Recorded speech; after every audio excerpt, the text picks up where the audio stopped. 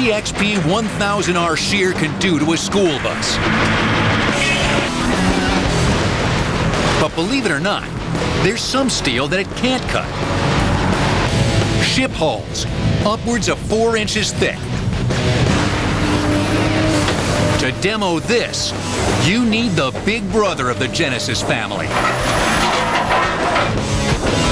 The most powerful pair of scissors on the planet. The Genesis Magnum Pro Series 1400R Mobile Shear.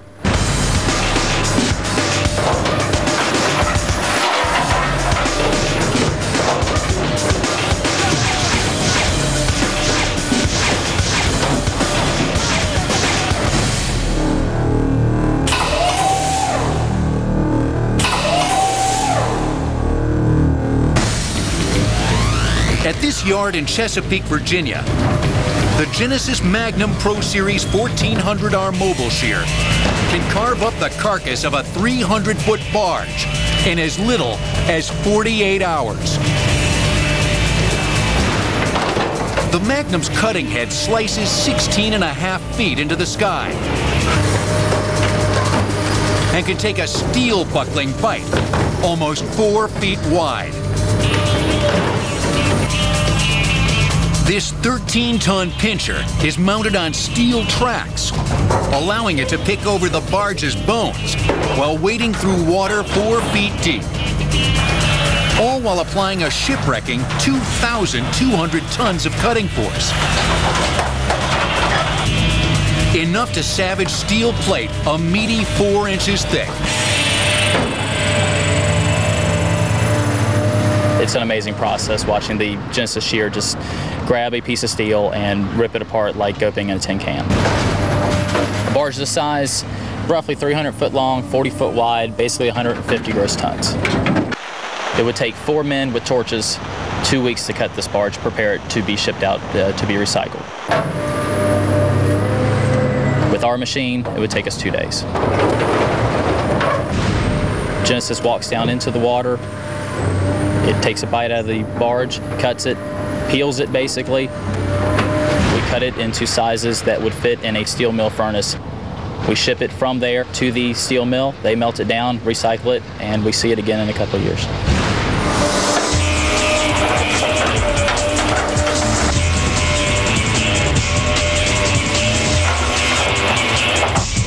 Do the math. The Magnum trims cutting time by 80%.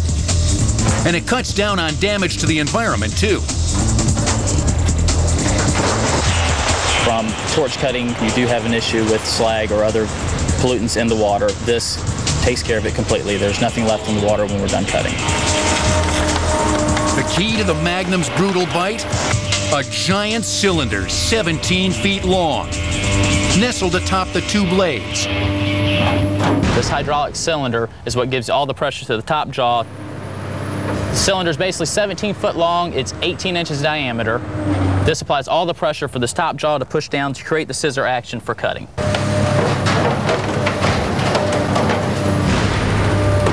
This is the cutting head itself.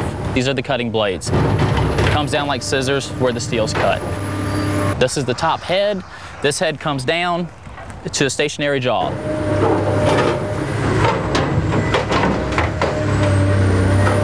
The steel's cut in between these. These are reversible blades bolted in for cutting. These are sharpened, hardened steel. Piercing tip, what's made for piercing the steel. From barges to buses to whatever, this is what pierces through the steel to allow the blades to cut. The Genesis head is mounted on this CAT excavator on a track system. This track system makes it very mobile, makes it to where it can travel through mud, water up to 4 foot, go to these ships, go to the barges to cut them up. Operator Daniel Rollerson runs this steel peeling pincher. It's a machine that takes time and touch to master.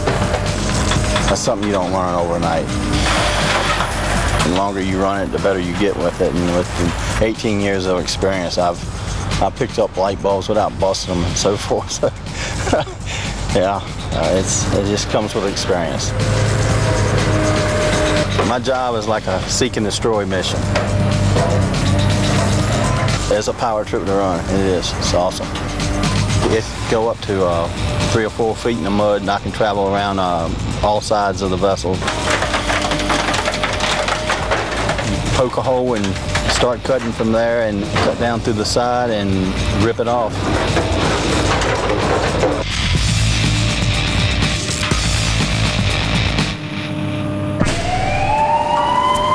But brain power is just as important as brute power. The driver must keep these ship-sundering scissors on a very short leash. When you're swinging blades this big, you've got to look before you bite, or a life can end up in pieces. You watch for other people. You don't want somebody come up on your blind side.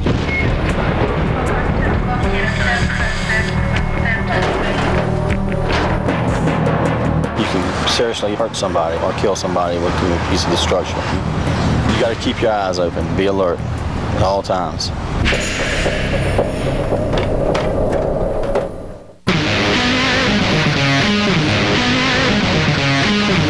Handled with care, the Genesis Magnum Pro Series 1400R Mobile Shear threatens only the rusting hulks between its massive blades.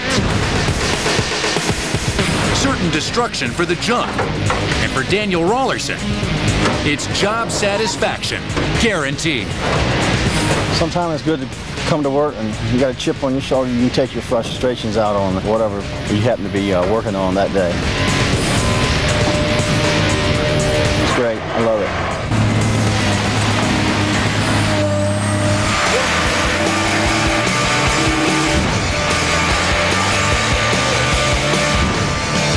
Tearing up thousands of acres at Grinnin Farms in Rock Falls, Illinois. The 9620 is literally one of the biggest and most powerful agricultural tractors in the world. It stands as high as an elephant's eye at 11 feet 11 inches tall, shades a prime plot of cropland 24 feet long by 16 feet wide, and makes the soil shudder to the tune of a 6-cylinder turbocharged engine with 500 horses in its stable that propels 44,500 pounds of American steel, the weight of more than 3 regular tractors. This monster of the Midwest is on a mission to prep the soil for next year's corn crop. All before Jack Frost takes his first bite. It's a race the John Deere 9620 better win because, well, Eugene Grinnin's bet the farm on it. We start around the 1st of September, aerating the ground, breaking up some of the stalks so that it breaks down through the winter. If you do it in the fall, the soil has time to rejuvenate, and then we're ready to plant earlier in the spring. So bigger tractors help us to get across more ground faster. But this beast of burden provides only pulling power. As for what does the plowing? Well, this savage sidekick, the 512 Disc Ripper, John Deere's largest chisel plow.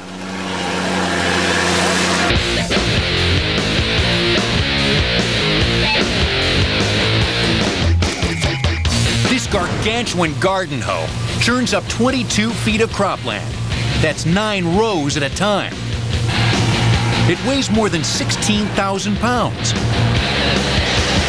and can rip 20 acres of real estate every hour. That's 15 football fields.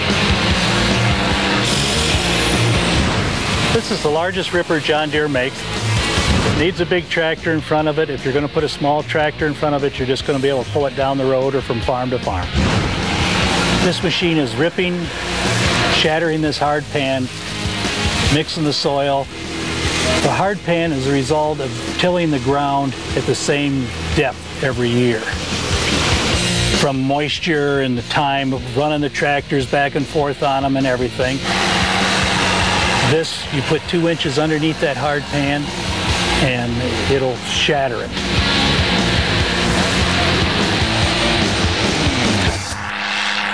From a distance, This prolific pair may not seem so supersized, but stand in their shadow and you'll know these are corn-fed giants. I'm 5'10". These tires are 6 foot tall and 30 inches wide. There's 8 of them on the tractor. And the reason is you've got to have rubber on the ground to support 500 horsepower. Also, it cushions the footprint on the ground so you're not compacting the ground. This is a 10-inch laser ripper, and this is what goes down in the ground, the 12 to 18 inches. These blades back here are leveling it off so they can come back in next spring and be ready to plant corn.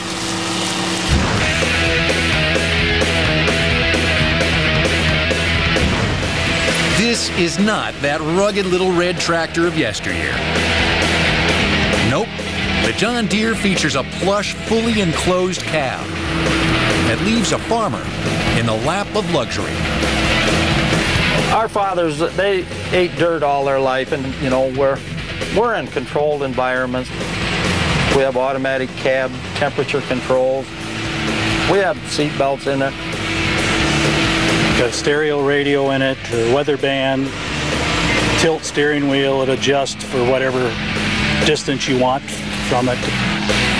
The seat rocks back and forth in all directions. And all you have to do is sit there all day because you've already pushed the button for the auto steer. You heard right. Thanks to state-of-the-art GPS tracking, this earth-tilling Titan is fully automatic. Meaning you drive it for one row, and it'll figure out how to precisely plow the rest. Look, no hands! The auto still makes it a whole lot easier. Some days they're wobbling all over the field. With the auto steel, they're getting the crop done within 2 inches at all times. You could be on the cell phone doing your marketing, talking to your hired man. It just frees them up.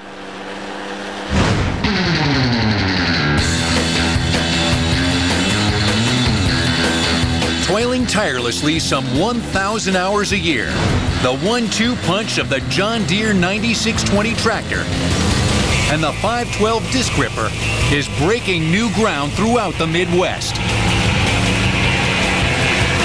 Prepping the subsoil for next spring's corn crop. And you bet that's music to any farmer's ears. I've never met anyone to complain about having too much power. It is a monster. I hope it does monster work.